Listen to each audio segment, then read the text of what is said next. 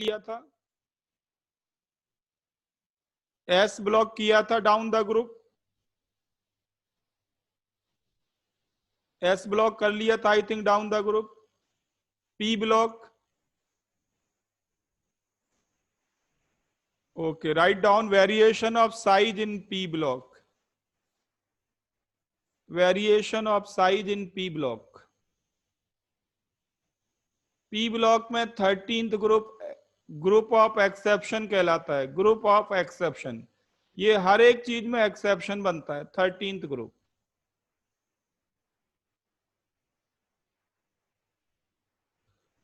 Thirteenth group है group of exception.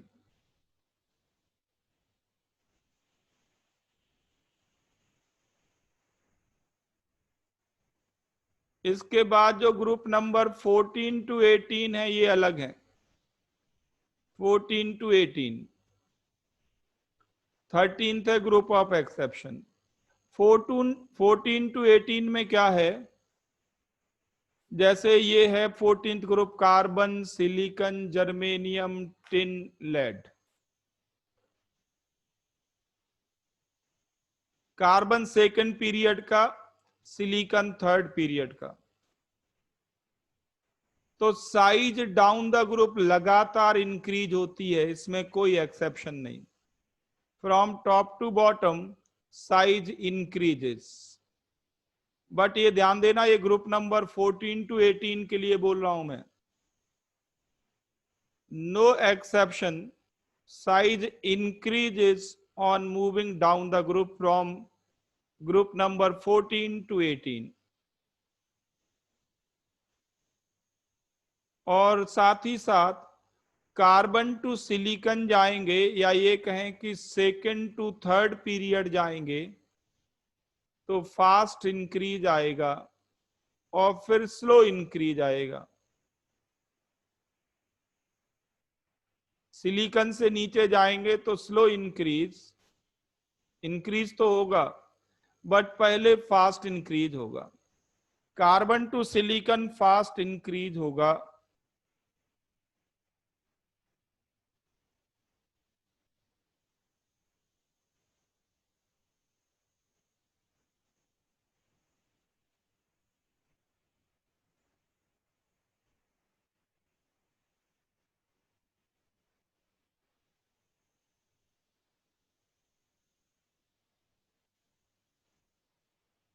क्यों होगा fast increase carbon to silicon बाद में स्लो, रीजन बता सकते हैं?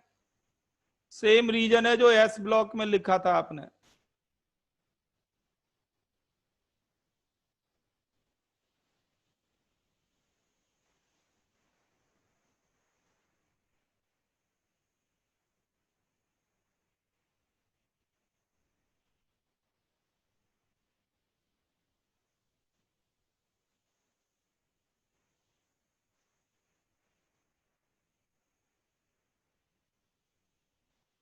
तो मैं रिपीट कर दूं आपको, बिल्कुल सिंपल सी बात है, इसको कॉम्प्लेक्स नहीं करना है। कार्बन में 2 शेल हैं, सिलिकॉन में 3 शेल हैं।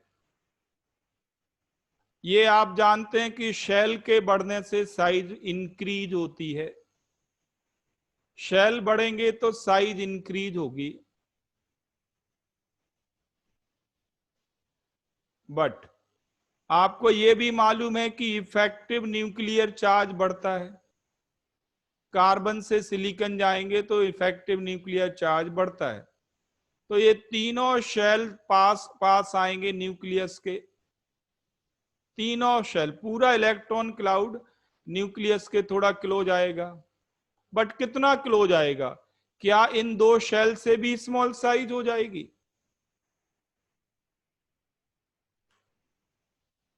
आंसर है नो। डोमिनेट तो करेगा एडिशन ऑफ शेल ही, तो 3 शेल हैं तो साइज ज्यादा होगी, 2 शेल हैं तो साइज कम होगी। इफेक्टिव न्यूक्लियर चार्ज बढ़ा तो साइज थोड़ी सी कंपेंसेट हो जाती है, थोड़ी डिक्रीज हो जाती है, बट डोमिनेट करता है शेल का इंक्रीज होना। तो कार्बन से सिलिकॉन तक जाएगी, साइज बढ़ेगी।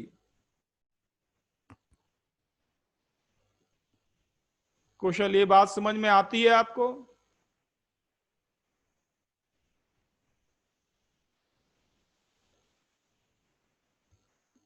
देखो मैं आपको बता दूं, बहुत सारे बच्चों को दिक्कत होती है क्योंकि उनके नोट्स बनाने की आदत नहीं है, वो लिखते नहीं है, और जो लिखने से भागता है उसका कंसेप्ट नहीं बन पाता।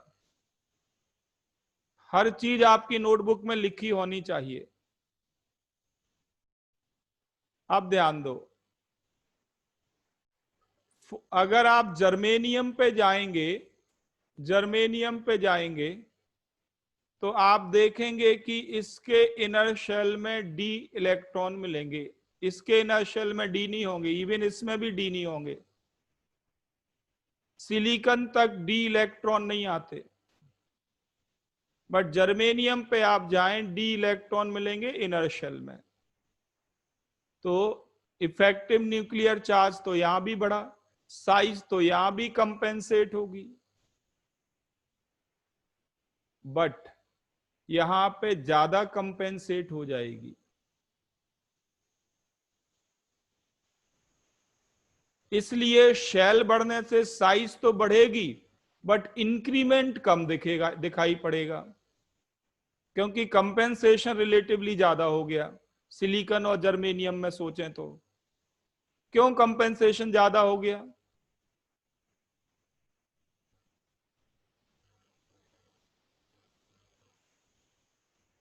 भाई इफेक्टिव न्यूक्लियर चार्ज बढ़ा तो साइज तो कम होगी,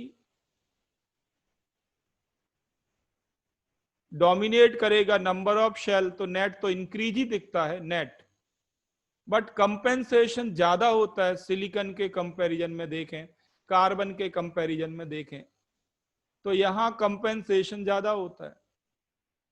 रीजन ये है कि इनर शेल में डी इलेक्ट्रॉन होते हैं जिनकी शील्डिंग पावर पुअर होती है, इसलिए कंपेंसेशन ज्यादा हो जाता है।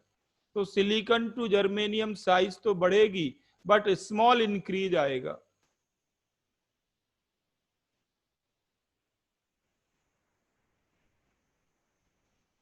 कार्बन टू सिलिकॉन साइज में लार्ज इंक्रीज आएगा। अभी भी कुशल आपको कंफ्यूजन है?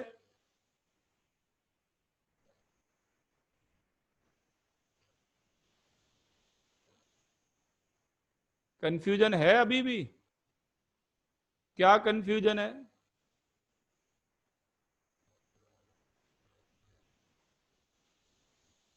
प्रॉब्लम बताओ बेटा अनम्यूट करके।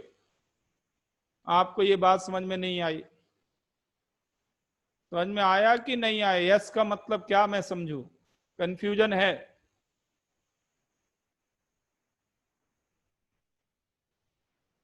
नहीं नहीं, प्रॉब्लम बताओ ना, क्या दिक्कत है बेटा? ऐसे तो बहुत मुश्किल हो जाएगा आपको साइंस पढ़ना बेटा। जहां पांच पांच फैक्टर आएंगे वहां क्या करोगे आप? बहुत मुश्किल में आ जाओगे। यहां तो दो ही फैक्टर हैं, उसमें आपको तकलीफ हो रही है। दो फैक्टर हैं उसमें आपको प्रॉब्लम हो रही है। फिर से सुन लो, आगे बेटा 4 4 5 5 फैक्टर्स आएंगे, फिर क्या करोगे? इतना क्लीन मैंने आपको बता दिया कि साइज दो फैक्टर पे डिपेंड करती है। एक तो नंबर ऑफ शेल, एक एक लाइन आप लिखते जाएं, नंबर ऑफ शेल बढ़ने से साइज इंक्रीज होती है, और दूसरा effective nuclear charge, effective nuclear charge बढ़ेगा तो साइज डिक्रीज होती है।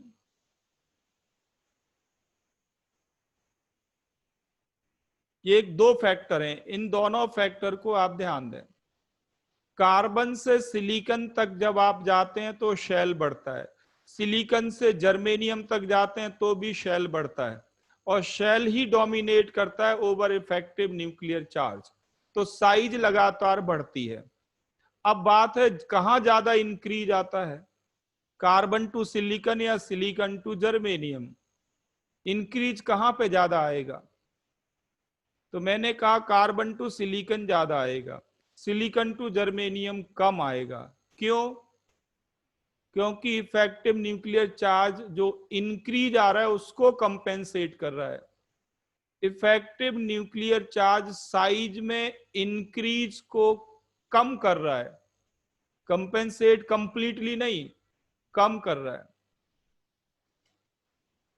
और इफेक्टिव न्यूक्लियर चार्ज का इन्फ्लुएंस ज्यादा तब होगा, इफेक्टिव न्यूक्लियर चार्ज का इन्फ्लुएंस ज्यादा तब होगा जब इनर शेल में डी और एफ इलेक्ट्रॉन होंगे।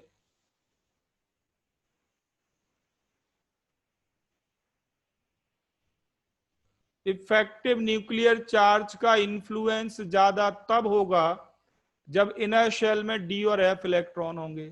तो यहां साइज में कंपेंसेशन थोड़ा ज्यादा हो जाएगा, इसलिए इंक्रीमेंट कम दिखेगा।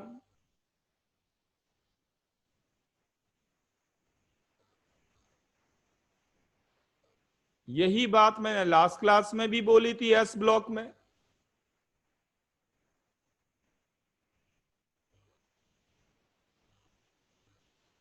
तो इसका मतलब है कि आप नोट्स नहीं बनाते, लिखते नहीं है चीजों को।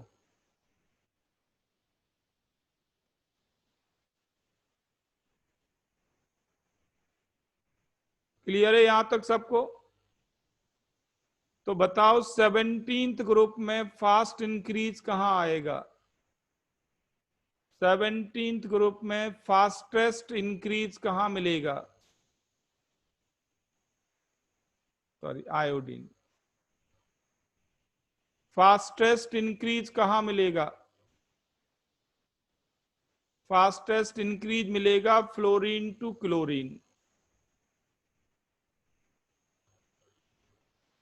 इसके बाद इंक्रीज तो होगा बट स्लो इंक्रीज।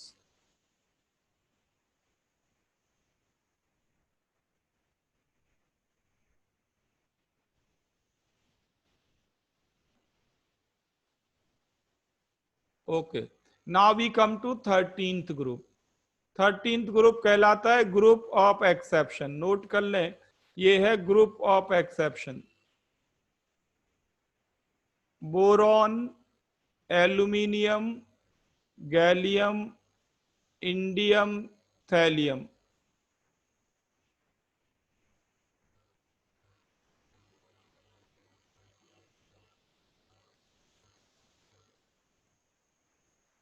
ये है ग्रुप नंबर 13।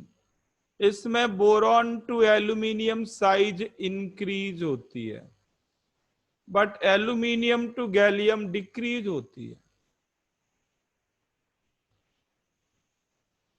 और इसके बाद इंक्रीज होती है, but slow increase.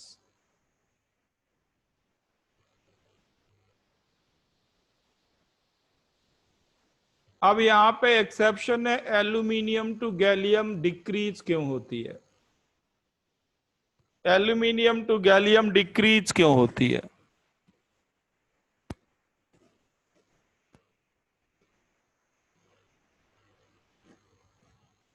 Boron to aluminium fast increase, मतलब maximum increase second to third period होगा इन पी ब्लॉक।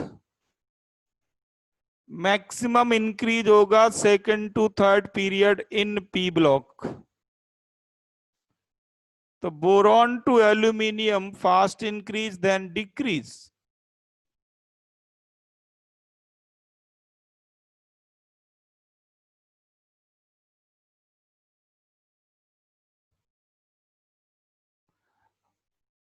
इसका रीजन क्या है, ध्यान दें। इसका रीजन ये है कि गैलियम फर्स्ट एलिमेंट है after d block, after Z N. Atomic number 31 होता है पीरियोडिक टेबल, ध्यान दें। और इसके पहले आता है 3d10। गैलियम के ठीक पहले 3d10 आता है।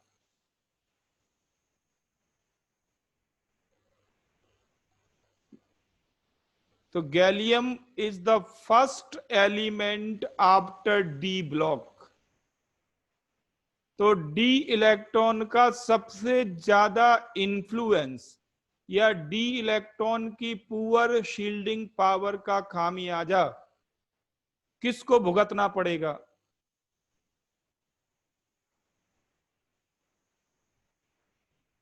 जो इमीडिएट है।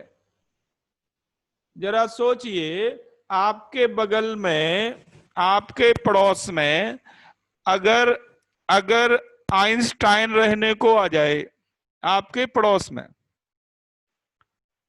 तो उनका असर आपके ऊपर सबसे ज्यादा होगा क्योंकि पड़ोसी है। अगर वो आपसे मान लो 10 हाउसेस छोड़ के रहने लगे तो ज्यादा इफेक्ट पड़ेगा, या जब बिल्कुल पड़ोस में है तब? जब नेबर बन गए तब, या बियॉन्ड 10 हाउसेस?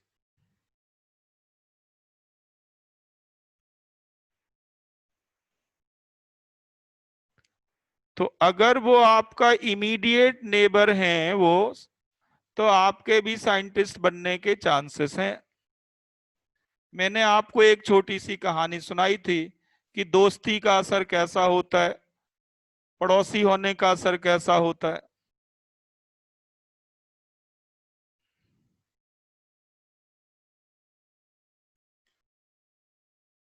ठीक है, तो 3D इलेक्ट्रॉन की पुअर शील्डिंग पावर का इंपैक्ट किस पे दिखाई पड़ेगा? गैलियम पे दिखेगा। तो आप कह सकते हैं कि gallium is the victim of D10 electron. Victim मैं क्यों कह रहा हूं इसको? Victim in the sense of decrease in size. Aluminium से गैलियम पे जाने में एक शेल बढ़ता है, साइज बढ़नी चाहिए,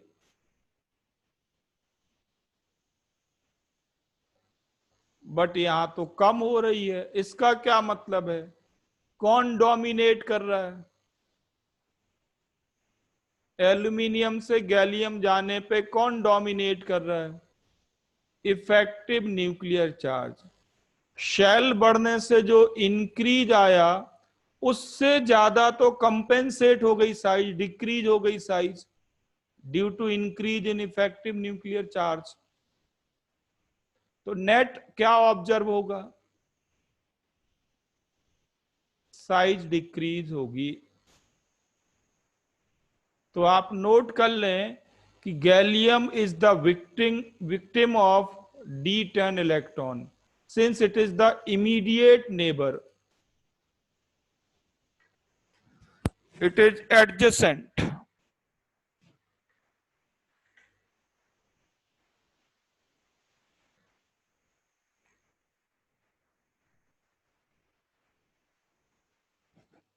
जर्मेनियम पे उसका असर नहीं होगा उतना। जैसे जैसे आप दूर चले जाएंगे D10 इलेक्ट्रॉन का इंपैक्ट कम होता जाएगा।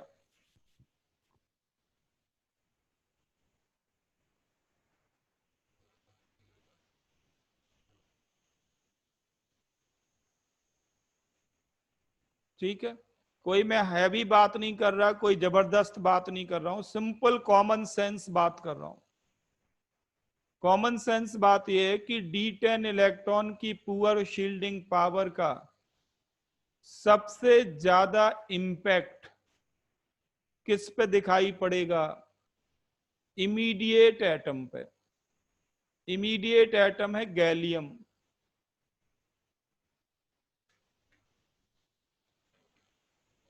और उसका सबसे ज्यादा इफेक्ट दिखाई पड़ेगा, इसका मतलब ये है कि इफेक्टिव न्यूक्लियर चार्ज डोमिनेट करेगा, तो एल्यूमिनियम से गैलियम जाने पे साइज डिक्रीज करेगी।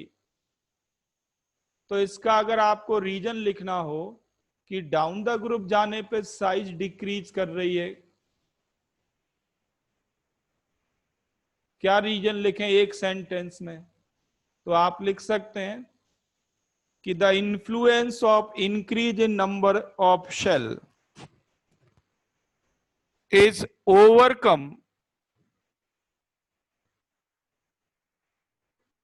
overcome by the increase overcome by the influence of increase in effective nuclear charge.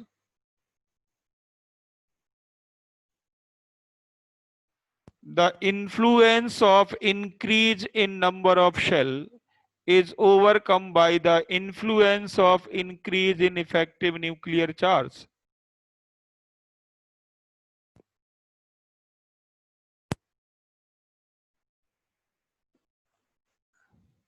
मतलब ये कि इफेक्टिव न्यूक्लियर चार्ज डोमिनेट करता है, इसलिए साइज डिक्रीज होती है। अब इफेक्टिव न्यूक्लियर चार्ज डोमिनेट क्यों करता है, अगर ये फर्दर एक्सप्लेन करना हो, इफेक्टिव न्यूक्लियर चार्ज डोमिनेट क्यों करता है अगर ये लिखना हो, तो इसके लिए सिंपल सा सेंटेंस है, वो है poor shielding power of D10 electrons.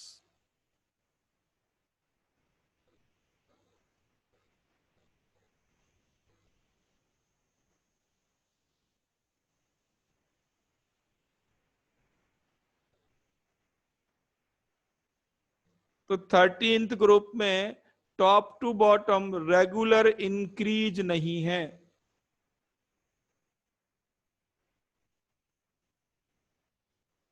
Thirteenth group कहलाता है ग्रुप ऑफ एक्सेप्शन। आपको अभी आगे हर एक प्रॉपर्टी में ये एक्सेप्शन दिखाई पड़ेगा। तो ये तो हुए down the group P block. Clear है आप सबको?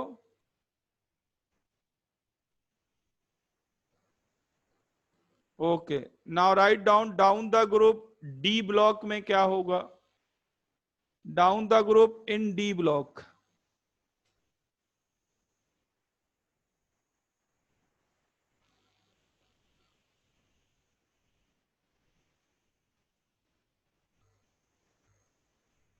Down the group in D block, D block में होती है ये series 3D 4D 5D 6D।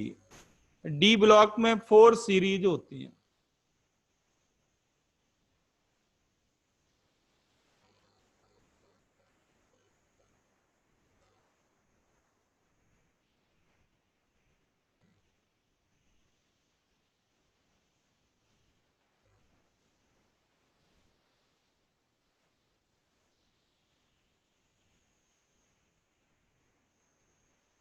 Four series होती है। इसमें 3D से 4D आप लिखें स्मॉल, इसमें लिखें इंक्रीज। 4D से 5D में लिखें स्मॉल इंक्रीज। और 5D से 6D में आप लिखें सेम और वेरी स्मॉल इंक्रीज।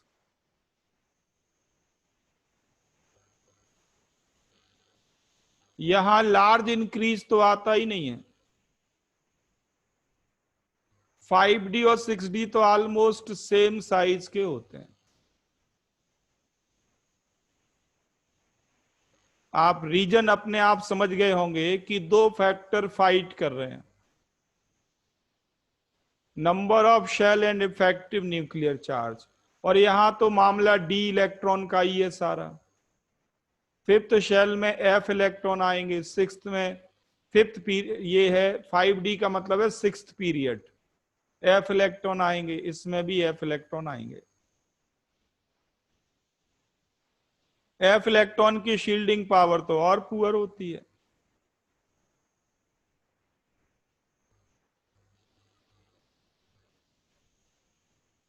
तो क्या इसका ट्रेंड का रीजन लिख सकते हैं अपने आप?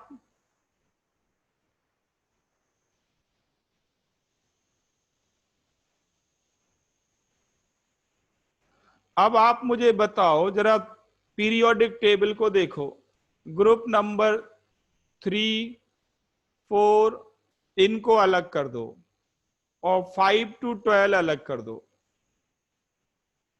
ये जो कुछ मैंने लिखा है ये 5 to 12 के लिए है।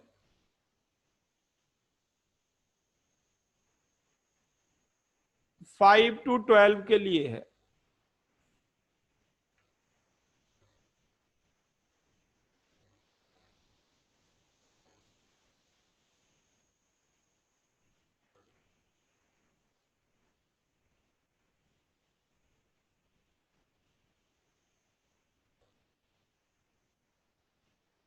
3 4 में क्या होता है जरा देखें।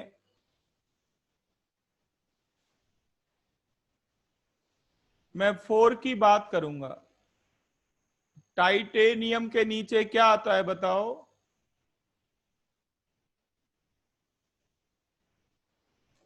जर्कोनियम। उसके नीचे क्या आता है? हैफनियम।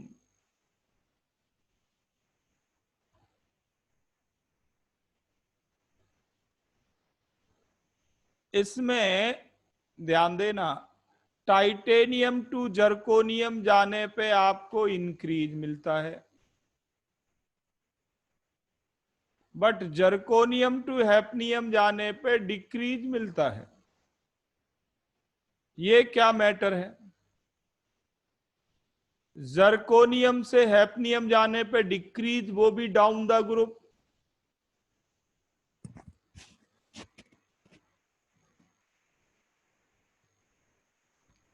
आप प्रिडिक्ट कर सकते हैं पॉसिबल रीजन क्या होगा?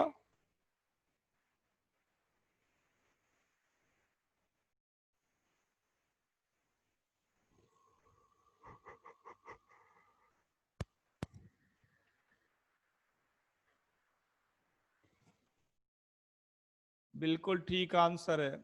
हैफनियम पहला एलिमेंट है after filling of F subshell completely, 4F14।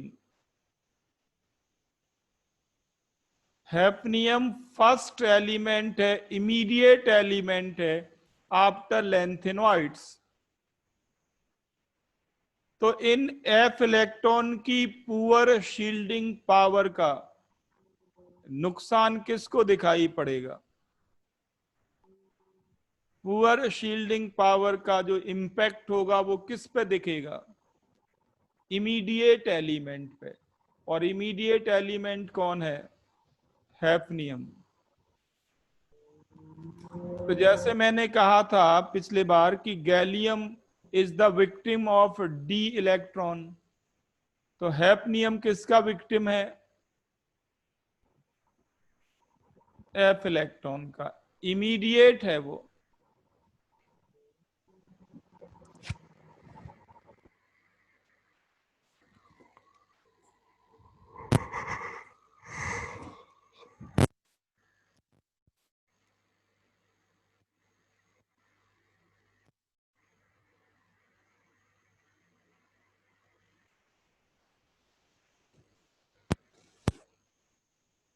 ठीक है, अब ध्यान दो, मैं थोड़ा आपको क्लैरिफाई करूं आगे।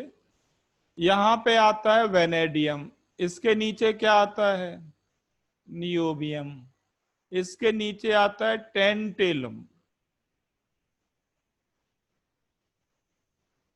यहां पे क्या आता है बताओ? स्कैंडियम।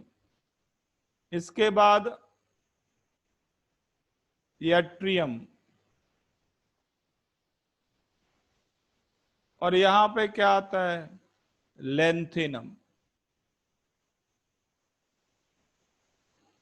अब आप मुझे बताओ, ध्यान दो, मैं आपसे कहूं कि यट्रियम से लेंथेनम जाने पे एक्स पिकोमीटर का इंक्रीमेंट आया, yttrium to lanthanum x picometer का इंक्रीमेंट आया, और सेम पीरियड में niobium to tantalum y picometer का इंक्रीमेंट आया। इंक्रीमेंट, ये प्लस एक्स पिकोमीटर हो गई साइज, ये प्लस वाई पिकोमीटर हो गई साइज। कंपेयर कर सकते हो x and Y.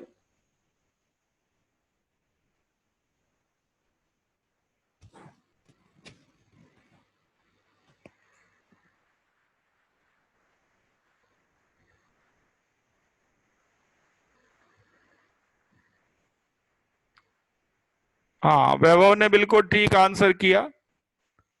X greater होगा वाई से। क्यों ग्रेटर होगा वाई से?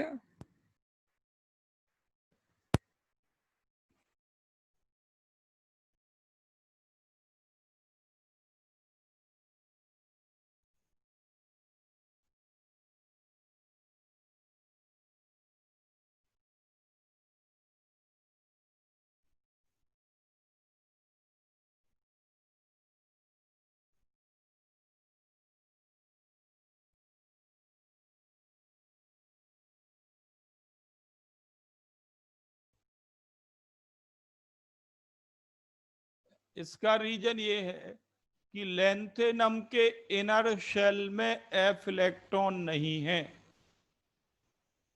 बट टेंटेलम के इनर शेल में एफ इलेक्ट्रॉन होंगे।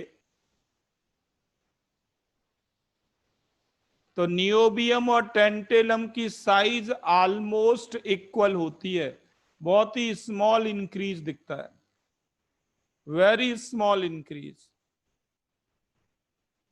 लेंथेनाइट सीरीज से थोड़ा दूर तो हो गया,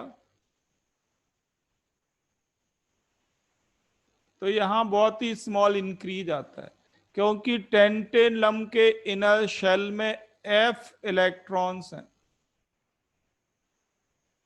लेंथेनम के इनर शेल में एफ इलेक्ट्रॉन नहीं होते,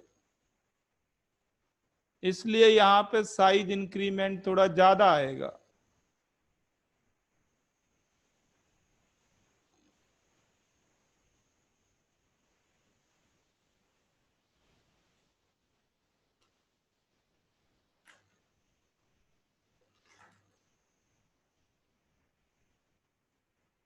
तो रिपीट कर दूं मैं simple sentence, effective nuclear charge का इन्फ्लुएंस कब ज्यादा होगा?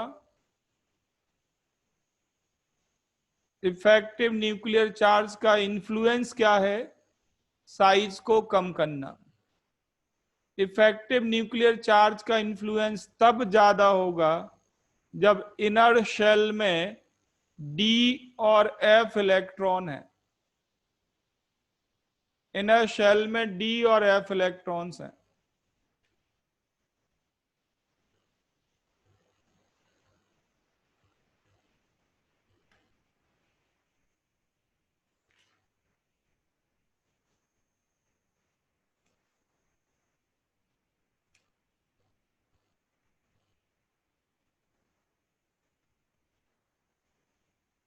पॉइंट क्लियर है आप सबको?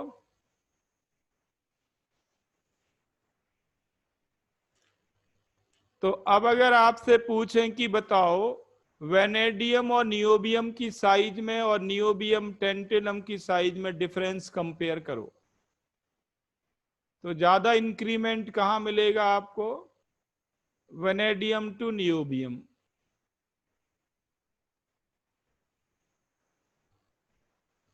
क्लियर है आप सबको ये?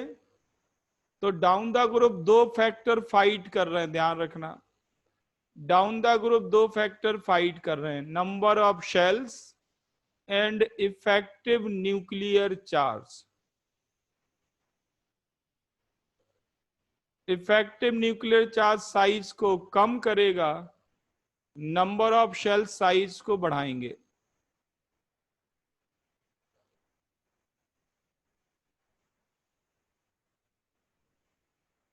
तो डी ब्लॉक में क्लियर है आप सबको अब?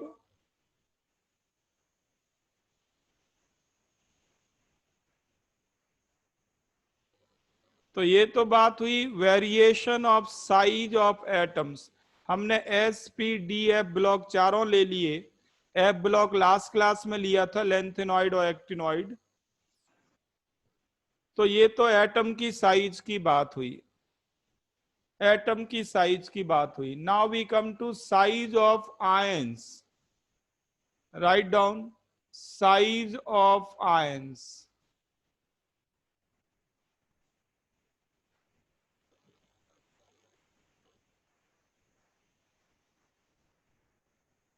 अगर मैं ऐसे ही थ्योरेटिकली आपसे पूछूं कि एटम ए और उसके आयन कैटायन का और एनायन का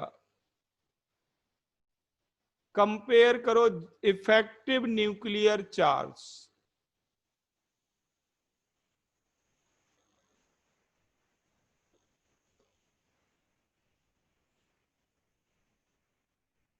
कोई एटम ए है, उसका कैटायन बनाए, उसका एनायन बनाए, इफेक्टिव न्यूक्लियर चार्ज कंपेयर करना है।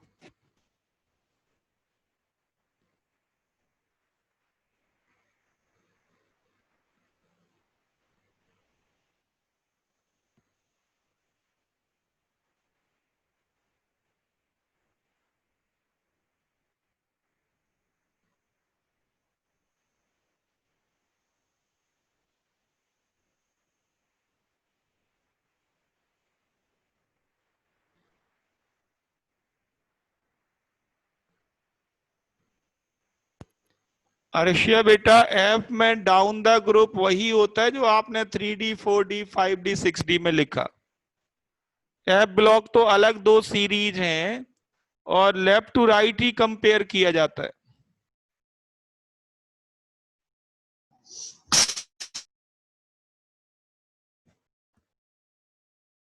तो देखें इसको, आपको मालूम है इफेक्टिव न्यूक्लियर चार्ज होता है Z minus sigma. Sigma sigma क्या है? Depends on number of electrons. Z क्या है? Number of protons. Nuclear charge, आप न्यूक्लियर चार्ज कह सकते हैं।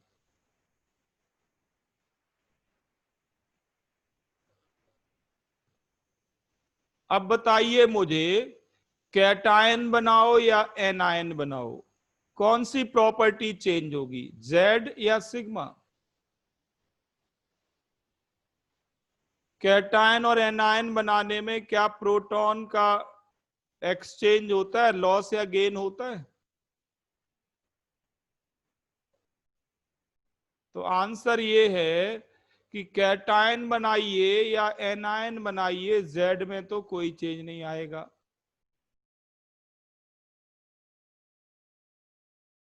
जेड तो कांस्टेंट ही है, नंबर ऑफ प्रोटॉन्स। अब जरा सोचिए, अगर कैटायन बनाएं तो इलेक्ट्रॉन कम हो जाएंगे।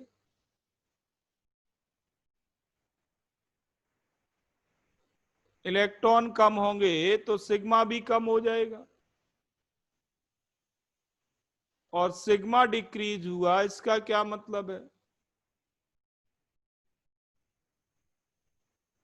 सिग्मा डिक्रीज हुआ इसका मतलब है इफेक्टिव न्यूक्लियर चार्ज इंक्रीज करेगा। तो इफेक्टिव न्यूक्लियर चार्ज कैटायन का सबसे ज्यादा होगा, उसके बाद न्यूट्रल एटम, और सबसे कम एनायन का। ये है आंसर।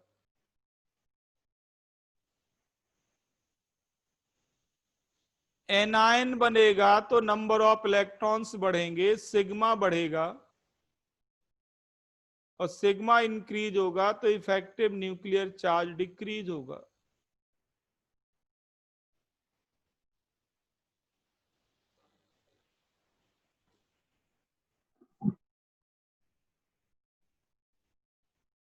तो ये बात सबको समझ में आ गई कि इफेक्टिव न्यूक्लियर चार्ज कैटायन का ज्यादा होता है एनायन न्यूट्रल से, और उसका ज्यादा हो उस एनायन से ज्यादा होगा।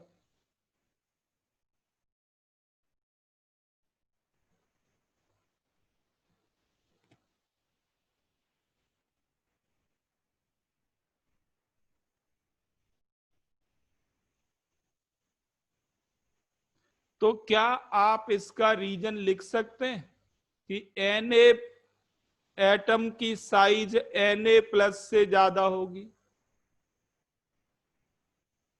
क्या आप इसका रीजन लिख सकते हो?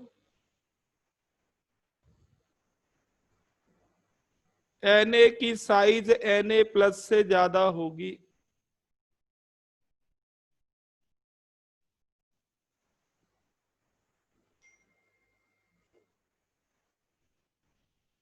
इसका उल्टा कहें तो इफेक्टिव न्यूक्लियर चार्ज किसका ज्यादा होगा? कैटायन का ज्यादा होगा। और इफेक्टिव न्यूक्लियर चार्ज और साइज में क्या रिलेशन है? इफेक्टिव न्यूक्लियर चार्ज और size inversely proportional. Effective nuclear charge बढ़ता है तो साइज कम होगी।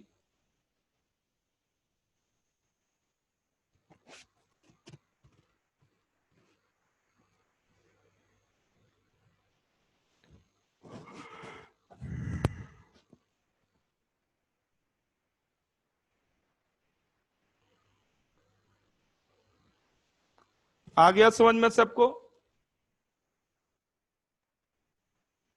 लाइकवाइज इसको लिखो जल्दी। रीजन जरूर लिखना। कई बच्चे क्या होता है, मैं इतना छोड़ देता हूं, बस इतना ही लिखते हैं वो। आपको मैं रिपीट कर दूं, हर एक चीज आपकी नोटबुक में होनी चाहिए, मैक्सिमम एक्सप्लेनेशन होने चाहिए।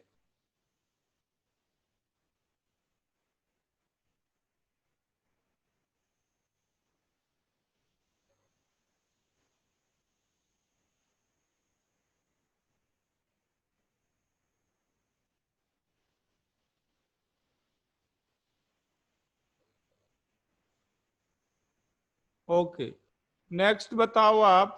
Cl एंड Cl माइनस, इनकी साइज कंपेयर करो।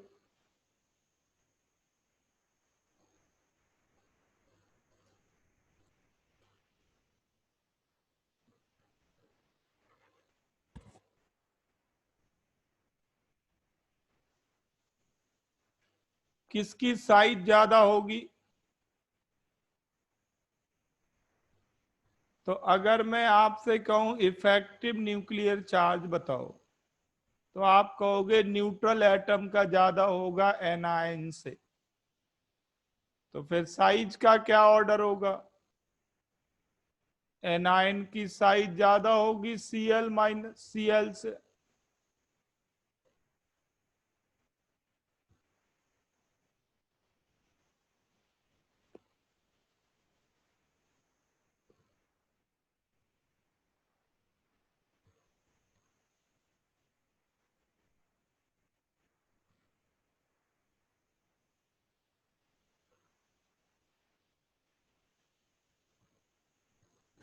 आ रहा समझ में सबको?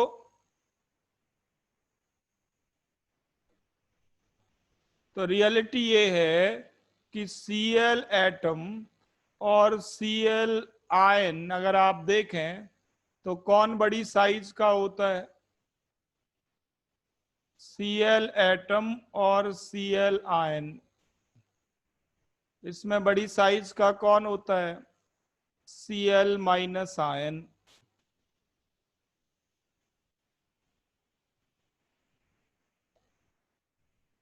इन जनरल अगर मैं ट्रेंड बना दूं आपको, तो आप इस ट्रेंड को फॉलो कर सकते हैं। बिल्कुल सिंपल सी बात मैं कर रहा हूं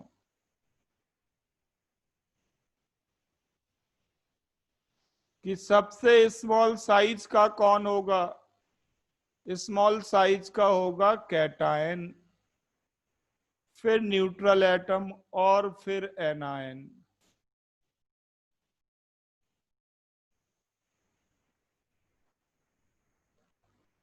सबसे बड़ी साइज का होगा एनायन।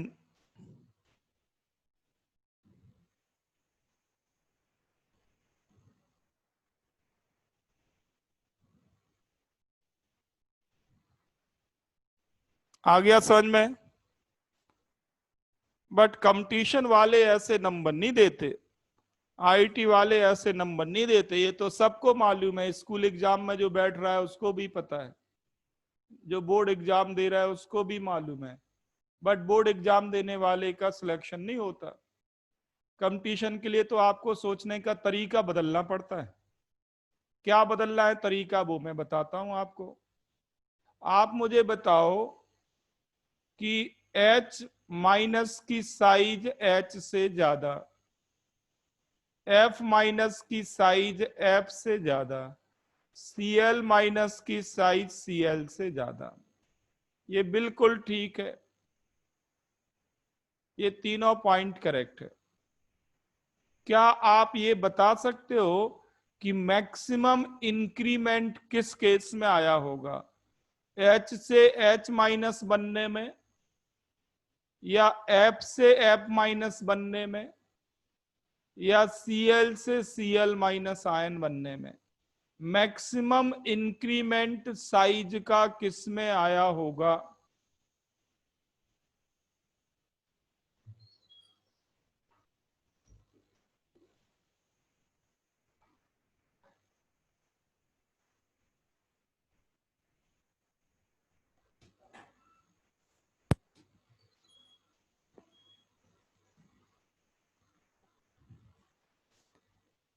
प्रॉब्लम समझ में आ गई आप सबको?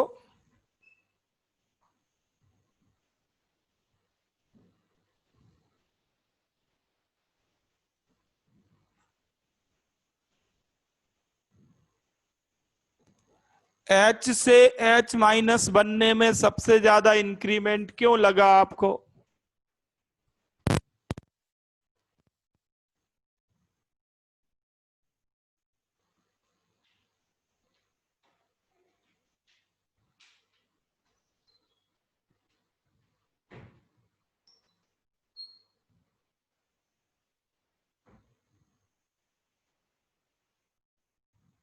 जल्दी बोलो, अनम्यूट करके बोलो अपने आप को, जो भी एक्सप्लेन करना चाहता हो अपने आंसर को। किसी को लगता है कि एच से एच माइनस में सबसे ज्यादा इंक्रीमेंट आएगा, एफ से एफ माइनस में थोड़ा कम होगा, या फिर सी एल माइनस में कम इंक्रीमेंट आएगा? मैक्सिमम इंक्रीमेंट एच से एच माइनस बनने में आएगा।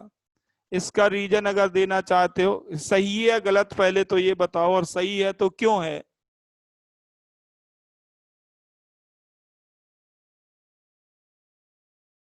जल्दी बोलो, कोई भी अनम्यूट करके बोले अपने आप को।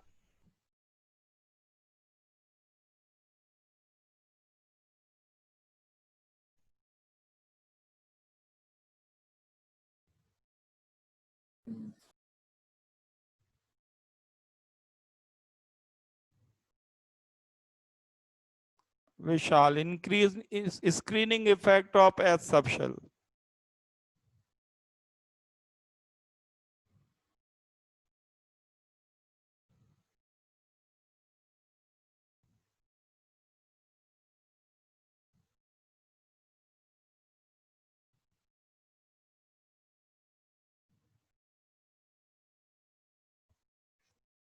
देखो, कोई बताना चाहता है या फिर मैं बताऊं?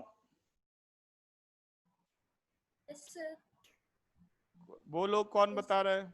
सर क्योंकि एच एटम में ओनली 1 प्रोटॉन है और 1 इलेक्ट्रॉन इंक्रीज हुआ है, लेकिन क्लोरीन में 17 प्रोटॉन है और उसके कंपैरेबल में जो 1 इलेक्ट्रॉन इंक्रीज हुआ है वो बहुत कम है।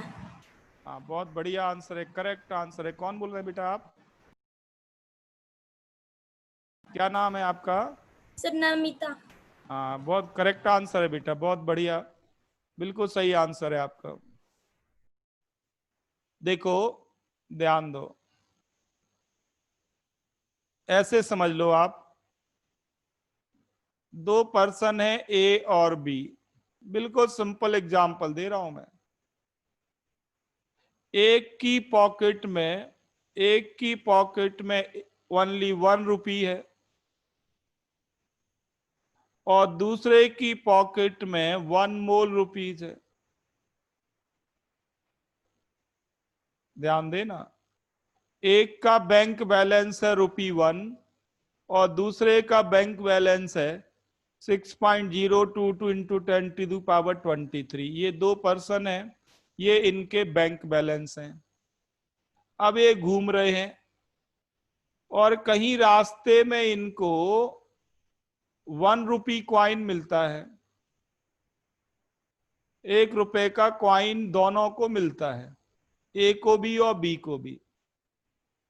बताओ कौन ज्यादा खुश होगा?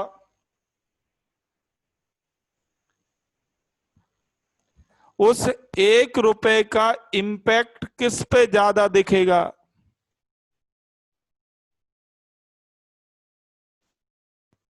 ए पे। बी को भी मिला, क्वाइन तो एक ही है,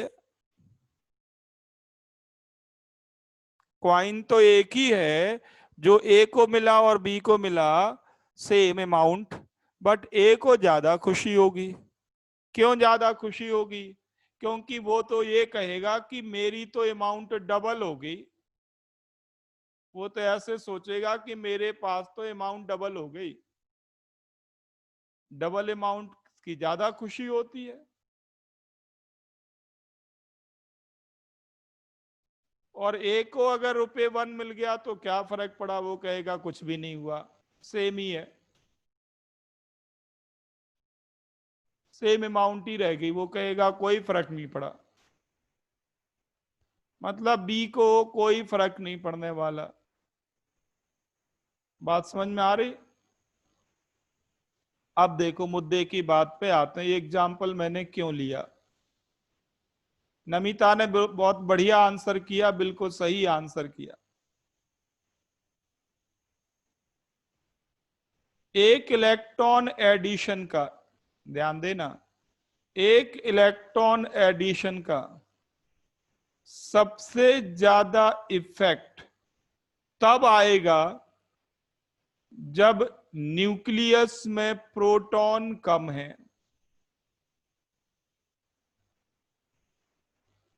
अगर न्यूक्लियस में प्रोटॉन बहुत ज्यादा है तो एक इलेक्ट्रॉन एडिशन का कोई फर्क नहीं पड़ेगा।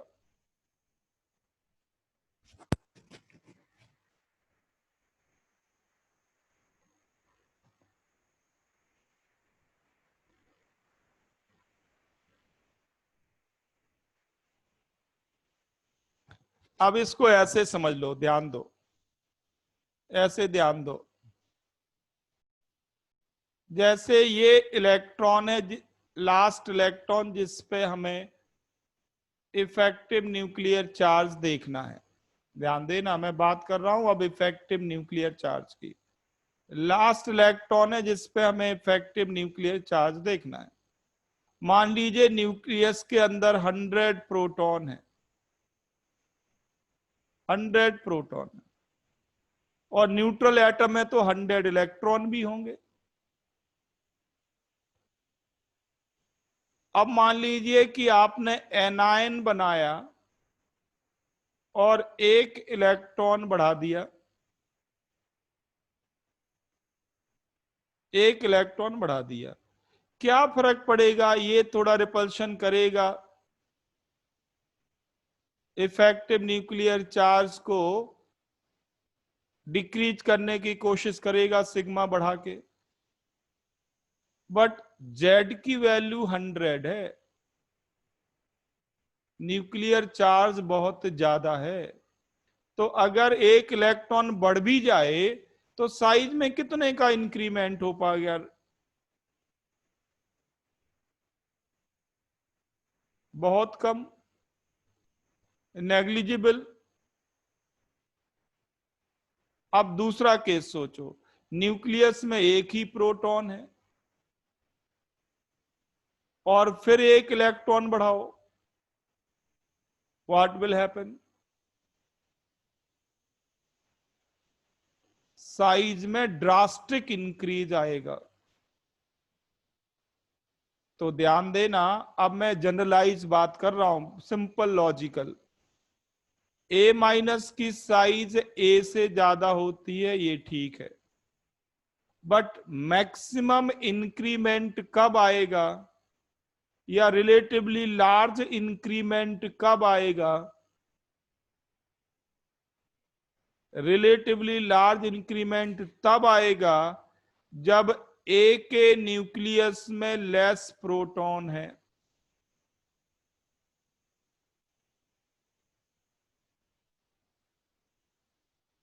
तो अगर मैं आपसे कहूं कि F माइनस और F, Cl minus and Cl, इनकी साइज कंपेयर करो, इंक्रीमेंट कंपेयर करो, F से F माइनस बनने में ज्यादा इंक्रीमेंट आया होगा या Cl से Cl माइनस बनने में?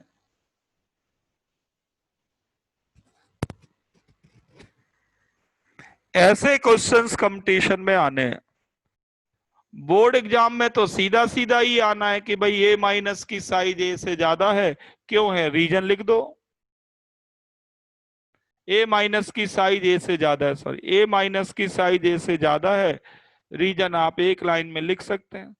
ए माइनस का इफेक्टिव न्यूक्लियर चार्ज कम होगा, साइज बढ़ जाएगी।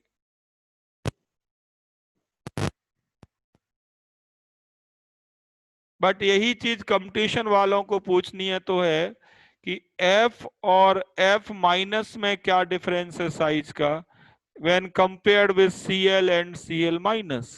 लेस इंक्रीमेंट और मोर। तो आप रीजन लिख लें कि F से F माइनस में इंक्रीमेंट ज्यादा आएगा क्योंकि फ्लोरीन के पास कम प्रोटॉन है, न्यूक्लियर चार्ज कम है।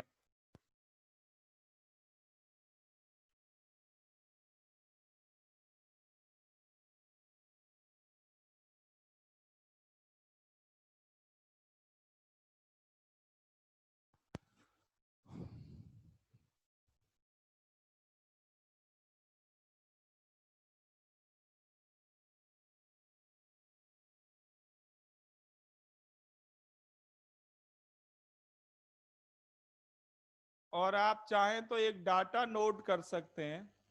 हाइड्राइड आयन की साइज होती है 0.14 नैनोमीटर। हाइड्राइड आयन की साइज ये होती है 0.14 नैनोमीटर।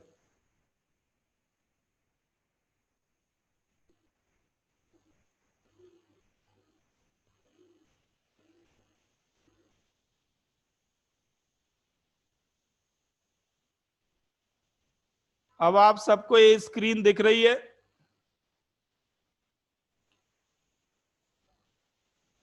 इसमें ये एटम है और फिर उसके एडजेसेंट जो स्मॉल स्फीयर बना है वो उसका आयन है।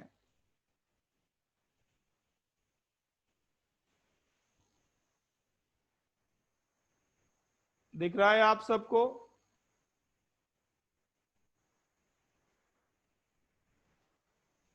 जरा ध्यान से देखें। के प्लस आयन की साइज कितनी है? ये नैनोमीटर में डाटा है। के प्लस आयन की साइज कितनी है? 0.133 नैनोमीटर। और एफ माइनस की साइज कितनी है?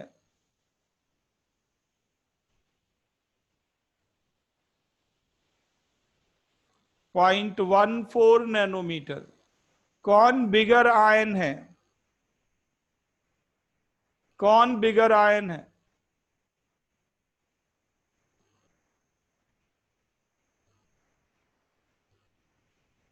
Fluoride ion, sorry, hydride ion. Sound आ रही है सबको? तो जरा नोट करें ये डाटा, ध्यान, डाटा नहीं ऑर्डर। हाइड्राइड आयन की साइज के प्लस आयन की साइज से ज्यादा है।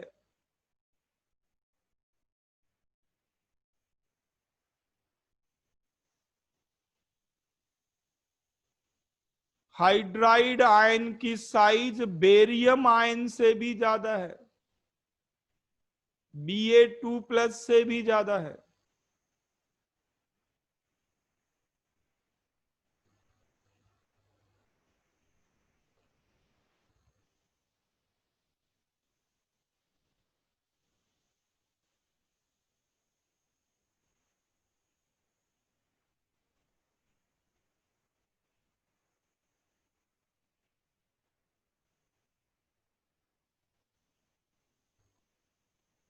और फ्लोराइड आयन की साइज आप नोट करें, ये है 136 नैनोमीटर, 0.136 फ्लोराइड आयन।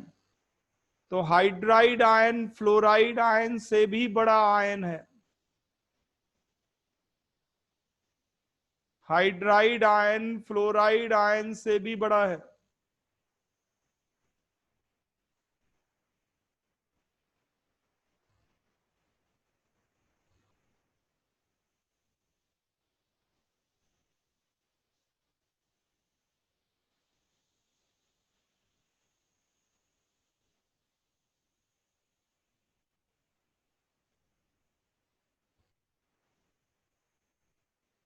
देखो, अब मुद्दे की बात पे मैं आ रहा हूं, इसके बाद आपको फ्री करूंगा, ध्यान देना। ये ठीक है कि कैटायन की साइज न्यूट्रल एटम से कम होती है, दिस इज ओके, कोई दिक्कत नहीं। बट अगर आपसे मैं ऐसी एक आइडिया लूं, रफ आइडिया, कि एक इलेक्ट्रॉन अगर आप रिमूव करते हैं तो साइज में कितना डिक्रीज आता है अगर आपको रफ आइडिया लेना हो? तो साइज में डिक्रीज आता है 1 से नियरली 1.5 शेल का।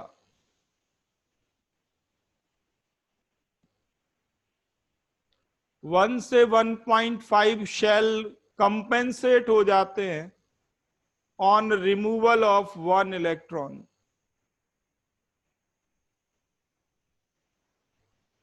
दो इलेक्ट्रॉन हटाएंगे तो समझ लीजिए नियरली 3 शेल कम हो गए।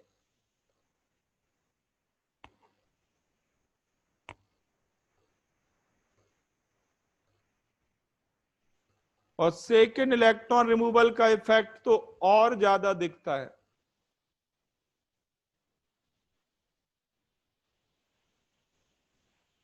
तो नियरली सोचिए कि 1.5 शेल कंपेंसेट हो जाता है एक इलेक्ट्रॉन के रिमूव होने से,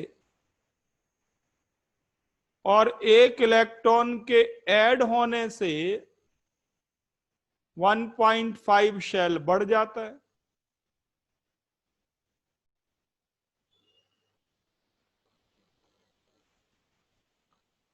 अब जरा सोचो, बेरियम आयन Ba+ में गया, फिर Ba2+ में गया,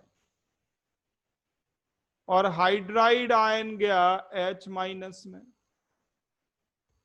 और हाइड्राइड आयन में तो 1.5 शेल, क्या इससे भी ज्यादा का इंक्रीमेंट, मैक्सिमम आप 2 to 3 शेल ले सकते हैं। इनफैक्ट 2 to 3 शेल के बराबर इंक्रीमेंट आता है। डाटा के अकॉर्डिंग मैं बात कर रहा हूं।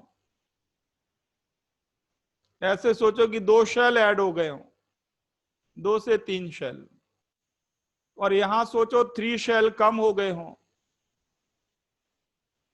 यहां 1.5 शेल कम करो, यहां 1.5 शेल कम करो,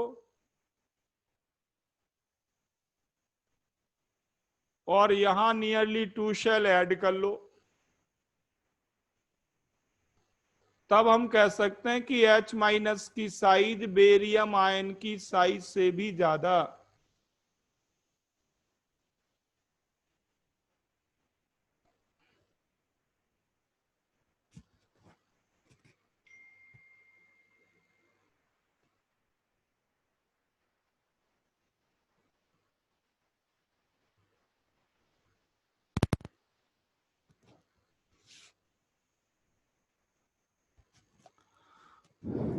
तो ये बात आई थिंक आप सबको समझ में आ गई है कि एक इलेक्ट्रॉन एडिशन और एक इलेक्ट्रॉन रिमूवल का इफेक्ट सारे एटम में सेम नहीं होगा।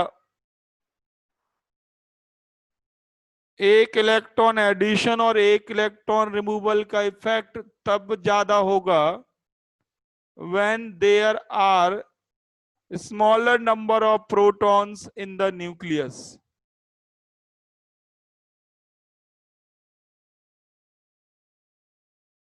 सिंपल सी बात मैंने आपको कही कि 1 रुपया मिलने की खुशी आपको तब ज्यादा होगी जब आपके पॉकेट में 1 रुपया हो या कुछ भी ना हो। और अगर आपके पॉकेट में 1 more रुपीज है और 1 रुपया मिल जाए तो आपको कोई फर्क ही नहीं पड़ता।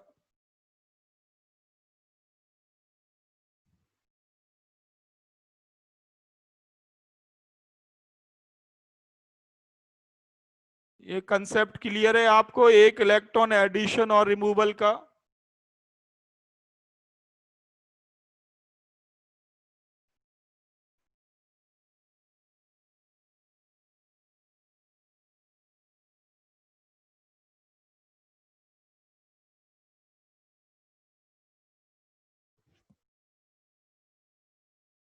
ओके, नाउ हेडिंग लिख लो, फिर फ्री करता हूं, ये नेक्स्ट क्लास में डील करेंगे। Size of iso electronic ions, size of iso electronic species. Iso electronic का मतलब आप जानते हैं क्या होता है? आइसो इलेक्ट्रॉनिक का मतलब सेम नंबर ऑफ इलेक्ट्रॉन्स। तो इसको नेक्स्ट क्लास में कंटिन्यू करेंगे।